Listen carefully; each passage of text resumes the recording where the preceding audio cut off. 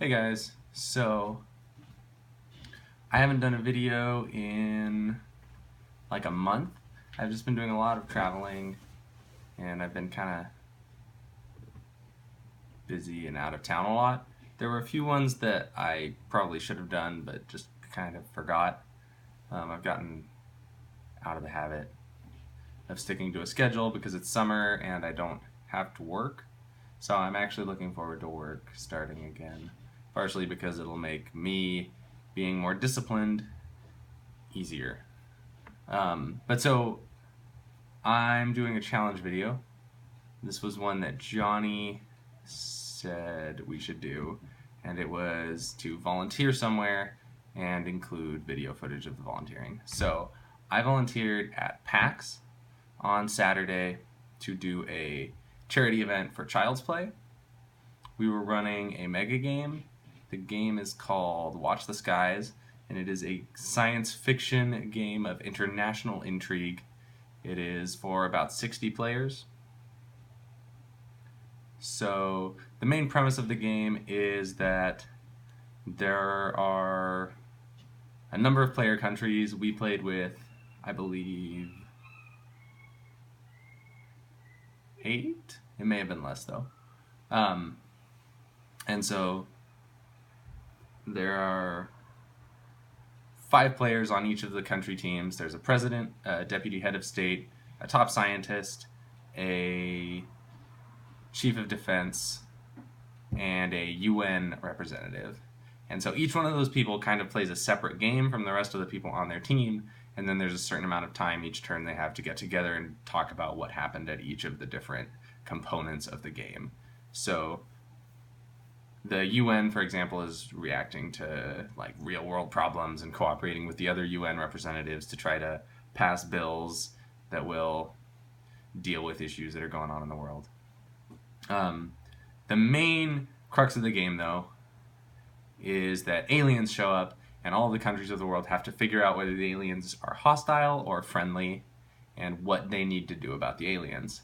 There is a YouTube video, I can't remember what it's called, I may include a link though, of a mega game being played, and it's, I don't know, a half hour long. And in that game, the aliens are not hostile, and the players spend the whole game paranoid about the aliens and trying to keep the aliens from doing anything on Earth. And that video is interesting to me because I think people who play the game, most of them have watched that video. So most of them approach the game way too willing to cooperate with the aliens and way too trusting of the aliens. I think they assume that there's only one scenario. So the premise for the game that we did was that the alien nation 100 years ago sent the egg of a giant worm to the Earth, and it borrowed heavily from Dune. So the worms create an element like as they excrete it, and it is a required component for faster than light travel. So it's a really valuable resource. But these aliens sent this egg to the Earth without doing the geological impact study, and so they could get in a lot of trouble if other sentient races in the galaxy find out about it. So the aliens, throughout the course of the game, are trying to collect the faster than light crystals that the worms are leaving all over the map, and they're trying to keep the human players from developing faster than light travel because that would attract interstellar attention and possibly get them in a lot of trouble. So in the game that I was moderating, I did comms. So my job was to pass messages back and forth between the aliens and the human players to help the human players handle their subterfuge. There's a mechanic in the game that allows players to place bugs on other countries and get access to their comms, see what kind of technology they're researching, see what kind of covert operations they're doing over in the military game, stuff like that. And so I handled both of those things, and then I handled the black market buying and selling of alien artifacts and alien tech. The main thing that I interacted with, though, and got to see the narrative of the game unfold through, was the messages. So one of the things that was really funny to me was the whole game, the aliens were just trolling really hard. They were just teasing the human players.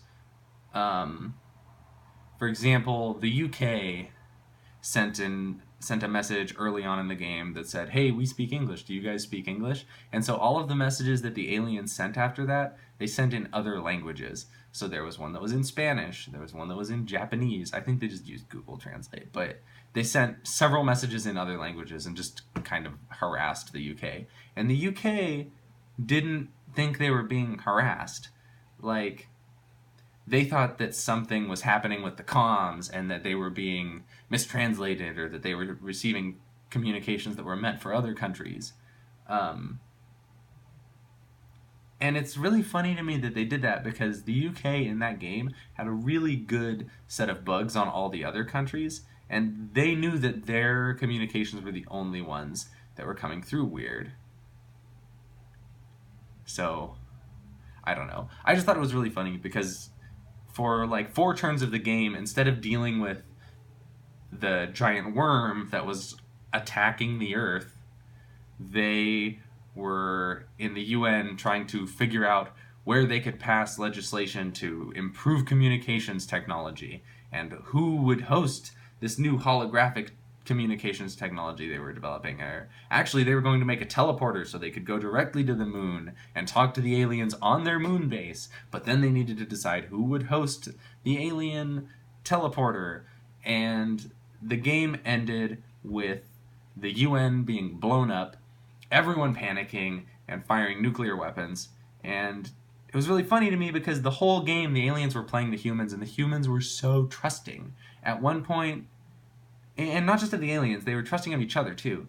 At one point, Japan and France fought a land war in Australia. I have no idea why that happened, but they did that. And then in the UN, the next turn they passed a formal alliance, and at no point did they talk about what they did. There was no anger towards each other. There was no concern over what Australia thought of them fighting a land war in their country.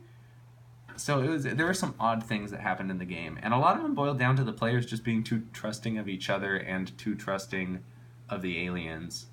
There was one team, though, that just kind of bullied their way through the whole game because they'd played before and they had a really good idea. And so it was interesting to me because people had all these preconceptions about peace and about the importance of nuclear disarmament, and like they were willing to carry those on even when there was huge mounting evidence saying this is a bad time for us to be trying to negotiate peace with these people, or maybe the appropriate time for nuclear disarmament isn't right when aliens show up. Maybe that's something that we should deal with between human nations, but like once there's another threat, I don't know if nuclear disarmament is appropriate in that moment. It was just really funny though. So I'm going to include the video of the conclusion of the game because the conclusion was really interesting and it tied together all of these different things that happened. I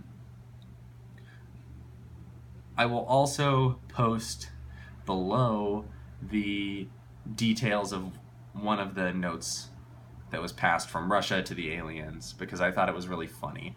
I'll just include the quotation from it, and that's like a little souvenir I kept from the game. Was I kept one of the comms cards after everyone read it. So anyway, I'm going to attach the video of the conclusion of the game. The whole thing was really fun for me. I think we raised a fair amount of money for Child's Play, so I feel good about that, and it was a really positive experience. I would like to do something like this again. I don't know if I can expect my future volunteering opportunities to involve gaming, but man, if I could, that would be awesome. So anyway, I'm going to include the other video. That's all I've got for this week. Talk to you next week. And I'd like to also give a special thanks to all of our control volunteers for spending their time here running this game.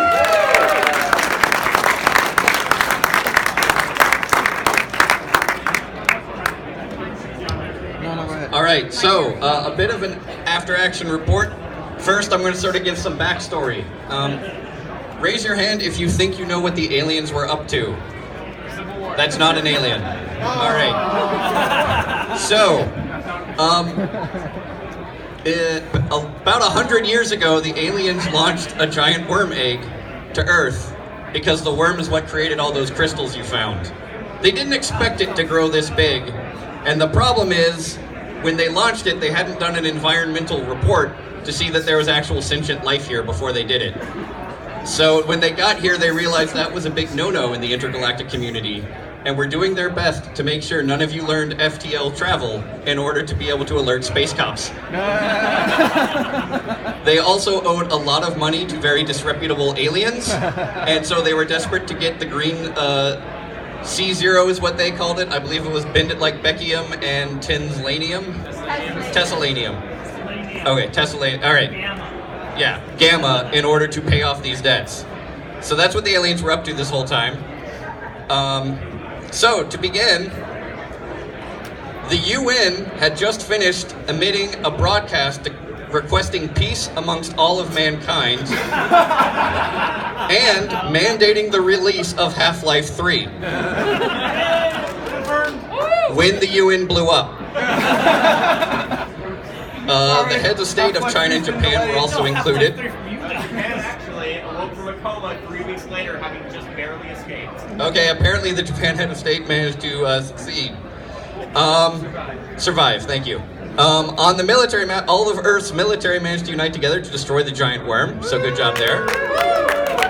And the brave scientists, yes, I'll get to that. And the brave scientists, especially from India, managed to uncover how to take out the remaining worm eggs, so all the scientists helped save the Earth from giant worms. The problem with that is that soon after, nukes were launched by just about everybody. France, the United States, Brazil, and Russia are now post-apocalyptic hellscapes. Fallout 5! The aliens managed to get all the crystals they wanted, and so they bugged out as Russia and France were headed to the moon, and they blew up the moon on their way off.